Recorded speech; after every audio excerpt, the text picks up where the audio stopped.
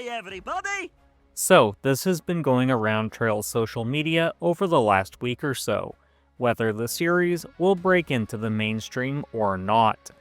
A lot of the speculation comes via discussion surrounding the Sky remake, a game all JRPG enthusiasts should be stoked about. But the discussion is important when you consider the future of the franchise. So, let's talk about it. To understand why the Trails franchise is niche in the first place, we have to look at its history as a whole. Originally releasing on PC in 2004, The Legend of Heroes Trails in the Sky quietly entered the scene. Sure, Falcom was always a respected developer in Japan, but they weren't exactly competing with the big boys of the time like Square Enix or some other notable companies. Trails in the Sky's second chapter would come 2 years later, followed by Sky the Third in 2007. The Sky arc would later be ported to the PSP in order to reach a wider audience. It was thanks to the Sky games' PSP ports, Xseed took an interest in the games, eventually localizing the first entry in 2011. The second would come in 2015, followed by the third game in 2017.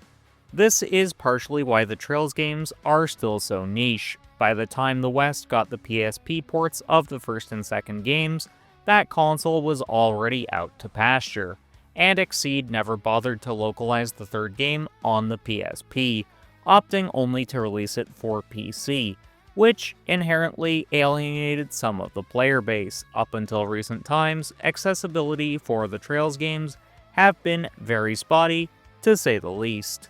The localization history is long and complicated for the Sky trilogy, and frankly, I don't feel like covering that in full for this video. Basically, the Cliff Notes version is one of the guys tasked with localizing the game had various health issues while tackling the project, and because of how damn ambitious the scope of the Trails games are, Xseed fell well behind. So what you have is a game that's releasing well past a console's sell-by date and faced further delays thanks to teething troubles during the localization process. You'd think things would be smooth sailing from here, but they weren't.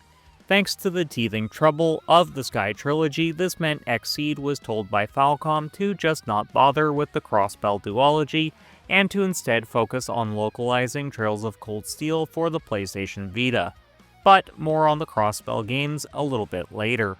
Falcom's reasoning for prioritizing the Cold Steel games was thanks to them being a brand new arc that required the player to have very little knowledge about the world of Zemuria before entering.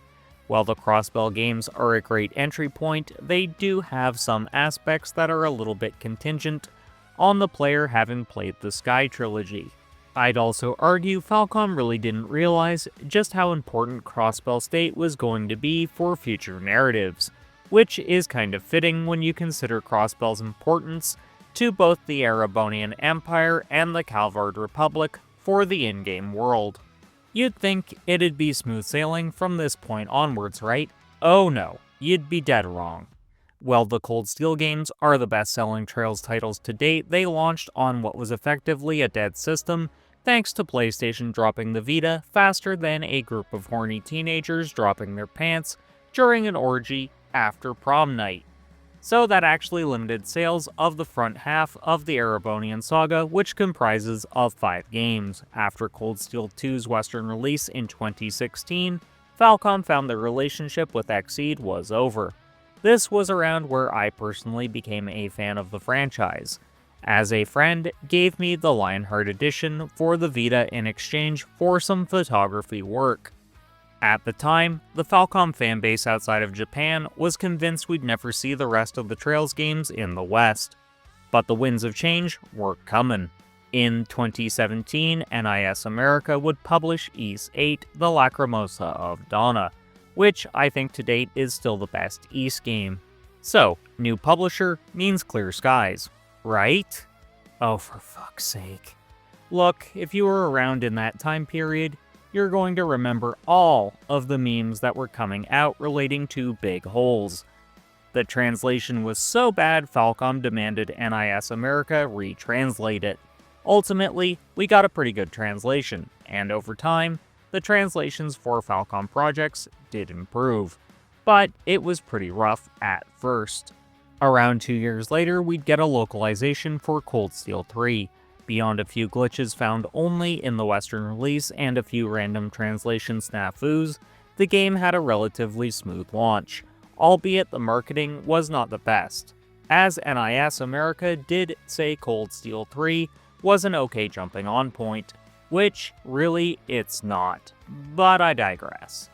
With NIS America, Trails finally started to break out of being this hyper niche thing that was almost cult-like, into being something the more well-informed JRPG enthusiasts had heard of, but it still wasn't mainstream. Which brings us to the present times. NIS America has just delayed Trails Beyond the Horizon, and Gung Ho will be releasing the Trails in the Sky remake later this year. The series has never been in a better place. Almost all of the games are accessible on every platform, thanks to NIS localizing the Crossbell duology, finishing up their Erebonian arc, and ushering in the Calvard one. You'd think at this point the franchise would be poised to break into the mainstream fully, but it's not, which is always going to be the double-edged sword for this franchise. So with that very verbose history out of the way, why not consider subscribing before we get into why the franchise is never going to be mainstream. So one of the main reasons I say the Trails series is never going to be mainstream comes about thanks to one of the core tenets that influences its design philosophy. This isn't a bad thing. You need niche games to serve the people who otherwise are pretty much starved for the kind of media they want to consume. Specifically, what gives Trails not only its identity, but also what will prevent it from entering the mainstream is how interconnected all of its storylines are. This kind of filters out the people who just casually consume media. How does this filter them out though? Namely, it's because a lot of the storylines become contingent on the player's knowledge of previous arcs. Sure, you could just go and look up a summary of the game on YouTube, but that robs a good deal of the emotional impact a lot of these story beats would otherwise have. But that's not the only reason this franchise is never going to have true mainstream success. Another reason for that comes down to the type of gameplay it features. The Trails games, at their core, are always going to be turn-based affairs, even if they do now have some real-time combat elements, thanks to the Daybreak games, and what we're going to see in the Sky remake. Now I know someone is going to point out turn-based combat is doing exceptionally well at this point, given the crazy sales figures for the Persona franchise, Metaphor ReFantazio, Shin Megami Tensei from Japan, and things like Baldur's Gate 3 and Clair Obscur Expedition 33 coming out of the West. I will give you that. The state of turn-based games is a healthy one right now. But let's face it, for the most part, the majority of gamers would rather have real-time combat that's a bit button-mashy. That's not a bad thing. You do you. But honestly, fans of JRPGs need to look at themselves in the mirror and admit the truth. The industry, by and large, has relegated turn-based games to a, generally speaking, obscure corner of the gaming market. It has been this way since the mid-2000s. Couple this with the Trails games not having the most technically impressive graphics, and the average gamer is just going to ignore it in favor of whatever their preferred style of game happens to be. Hell, some people won't even play more stylish JRPGs like Persona 5 Royal, just because it has an anime aesthetic. So again, these games being budgeted affairs with an anime art style is going to make them counterculture to whatever else is popular at the time. So for this segment, I'm rolling two into one, as they play with each other nicely. What are the good and the bad sides of this franchise remaining niche? Let's start with the good, because some people claim I'm a little bit too negative.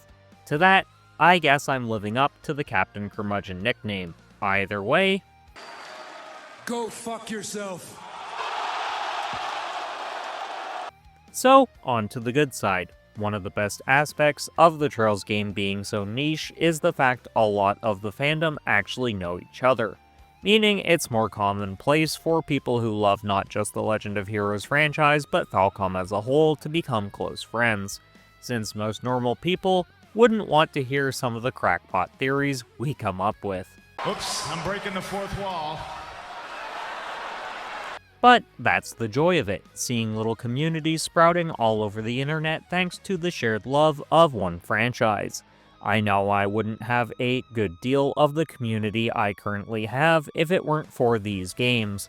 I also know I probably wouldn't have gotten into content creation if I hadn't wanted to share my love of these games with other people, and get them into it. Overall, these games are just insanely special to me, and I have noticed they have the same effect on most of the people who end up playing them. But enough positivity, it's time to get a little bit negative. So one of the major downsides to these games being so niche is the fact they'll never have the biggest budgets in the world. Couple that with the other things I've mentioned earlier in this video, and it becomes clear the chances of appealing to the mainstream are slim to none, unless Falcom absolutely changes the identity of the franchise, which is highly unlikely. But this becomes a negative for Falcom when you consider Trails is considered by many to be their flagship franchise. Others would say it's Ys.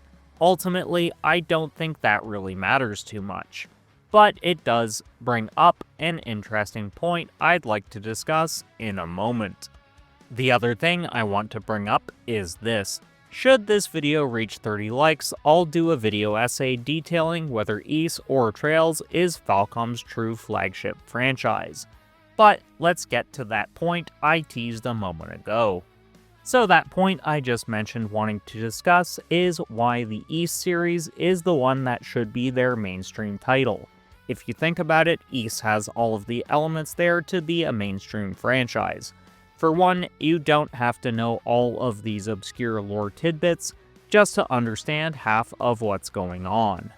On top of that, you have smooth as butter and flashy action combat, which always feels amazing and satisfying to play, even if you aren't that skilled. The games are also standard action-adventure fare, so they'd be far easier to get kids and teenagers interested in playing them if they're like what I was at that age, and not a big fan of guns. As a whole, Ys is just more accessible, and I'm actually surprised it hasn't broken into the mainstream yet. But do you think Trails is always going to be a niche franchise, or do you think it'll get popular and mainstream after the Sky remake drops in late September? Sound off in the comments. Now check out one of my previous videos talking about this franchise, and until next time, keep blazing that trail.